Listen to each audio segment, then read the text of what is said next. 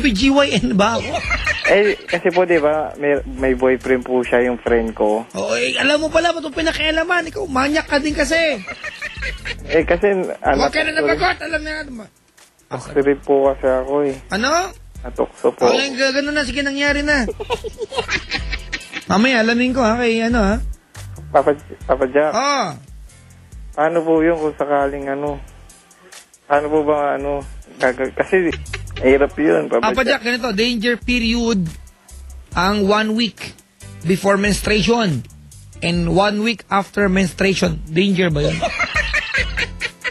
Hindi ko alam, pero si Tommy Tambay nakakalam ng calendar method dito eh. Oo, diniscuss niya sa akin yan, at saka kay Rica Hera. Naguluhan talaga ako bigla. Ganito, hindi ako, ano bang tawag doon? Gynecologist, di ba? Gynecologist, di ba? Hindi ako doktor, alright? Pero, magdidil ako dun sa mga what if, okay lang? Kasi DJ ako, hindi ako, okay lang kuya? Okay po, okay. Unang-una, kung buntis yon at meron ng batang involved, di ba, Ceylon? Basta sa akin, pag ang babae buntis, isa lang ang gagawin. Tama, Ceylon? Pag babae buntis, dapat manganak. Hindi ko na dapat paliwanag kung ano dapat, di ba? Opo. Pag buntis, manganak. Wala na ibang option. That's the law of the universe, right? Pag buntis yung kapatid, mag-usap kayo ng boyfriend niya. Aamin ka ngayon. Di ba, syempre, di naman, malay ko ba kung may nangyayari din sa dalawa din? Malay ko, meron talaga siguro.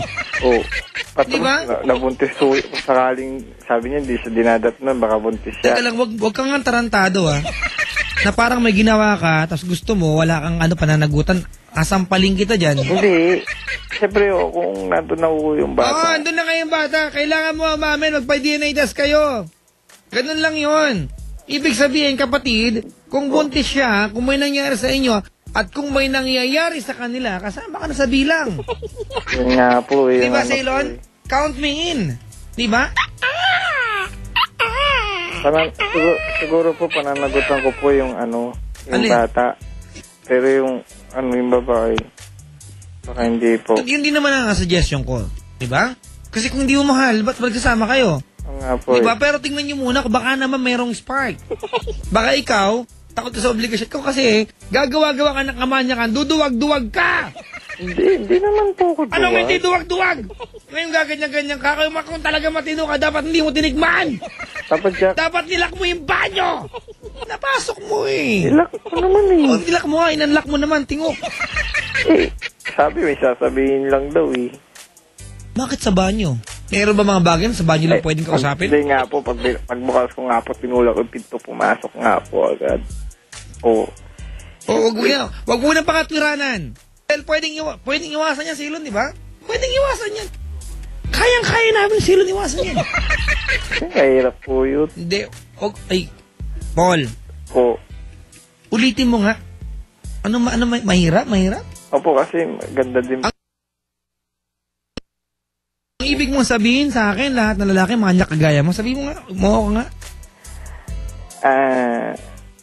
Ibig sabihin ba, sa lahat ng lalaking gaganunin, gugustuhin yung ginawa mo, gagawin yung ginawa mo? Di ba po, may kasabihan po tayo pag palay nang lumapit, hindi pagtukain. Oo. Alam mo, Paul, yan ang kasabihan ng mga manyak na kagaya mo. Kung sino man po yung nag-invento ng kasabihan na yan, sira ulo, pakisabi na lang po sa kanya. Diba, Ceylon? Ba't may mga palay? Pinangangatwiranan mo kasi. Mali na nga eh. Kasi, sige po. Pwede ba yon bago matapos ang usapan na to? Huwag mong pangatwiranan, huwag mong gawing tama yung mali mo? Opo. Ektosan kita dyan.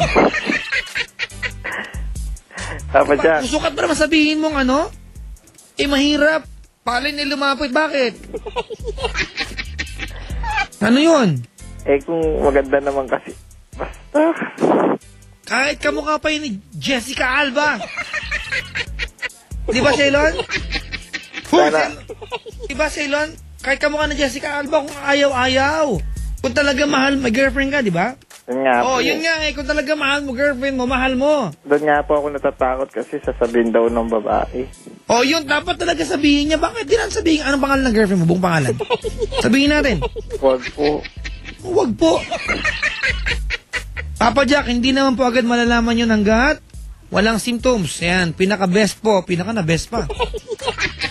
Gawin pong for confirmation is to try pregnancy test. Yun nga po. Try pregnancy test. Binasa ko lang po ng tama. Nursing student ako. Nursing student, pregnancy, spelling mo F. Tsaka, Pakisabi sa caller, tingnan muna. Tanggapin niya yung risk kasi it's his fault. Naman kung talagang ayaw niya, dapat di niya ginawa. O, ganun kasimple. Kung ayaw mo, dapat hindi mo ginawa. Pusang gala. Papa Jack, Bakit? bakit sa akin niya lang po sinabi na baka daw buntis siya?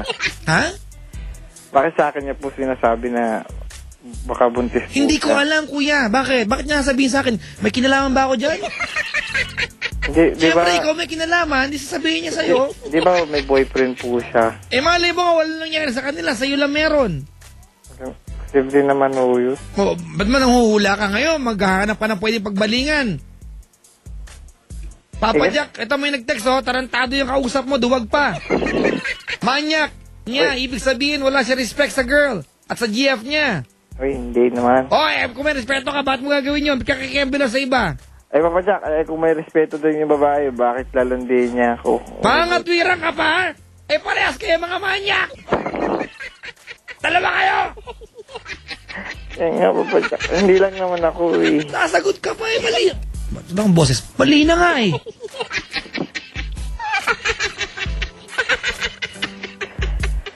Papa Jack, bakit pag lalaki ang caller lagi ka sumisigaw? Pag mga manyak, ganito sisigawan natin. Pagkamanyak ko na ba yun? Papa Jack. Silong ko, sabi mo nga to. Hello, Cylon. Ang kulit eh.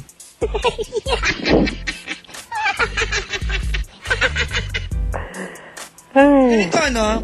Paul, sinasabi ko sa ito, hindi para ko chain ka. Kasi I want you to feel bad, okay? I want you to feel bad not to do this again. Alright? Kung sinabi niya sa yung buntis siya, diba? At may nangyari nga sa inyo, karapatan niya sabihin sa yan, may nangyari sa inyo, tanga ka ba? May nangyari sa inyo. Kaya niya sabihin niya, sa barkado niyo pang isang lalaki, may nangyari ba sa kanila? Ngayon, kung iniisip mo na imposibleng walang nangyari sa kanila ng boyfriend niya, hindi natin problema yun. Ang alam ko ngayon, ang sigurado tayo, may nangyari sa inyo. Naintindihan mo? Opo. At kung may resulta yung nangyari sa inyo, meron kang obligasyon. Okay lang po ba na kung sakaling pananagutan ko lang yung bata? Yan ang pag-usapan yung dalawa. Tansyahin mo sarili mo. Basta sa akin, pag hindi mo mahal tao, huwag ka makisama. Nga lang po kasi yung... Diba? Pero naniniwala ako sa bilang banda na ang pagmamahal ay isang desisyon. It's an unconscious decision making. Pajak. Kaso pag nalaman ng mahal ko to, patay talaga. Ay, dapat talaga malaman niya. Ganun kasimple yun. Ikaw si Raulo ka, gagawa-gawa ka ng kamanyak mo, ayaw mong iwanan ka ng girlfriend mo. Kung ayaw ko sanang iwanan ka ng girlfriend mo, hindi ka gumawa ng kalokohan. Hindi ko. Nga po. Ano yun nga po? Kasi, Pagpakaturanan mo ngayon, pusang kainom gala. din po kasi ako nun. Huwag mo na pakaturanan!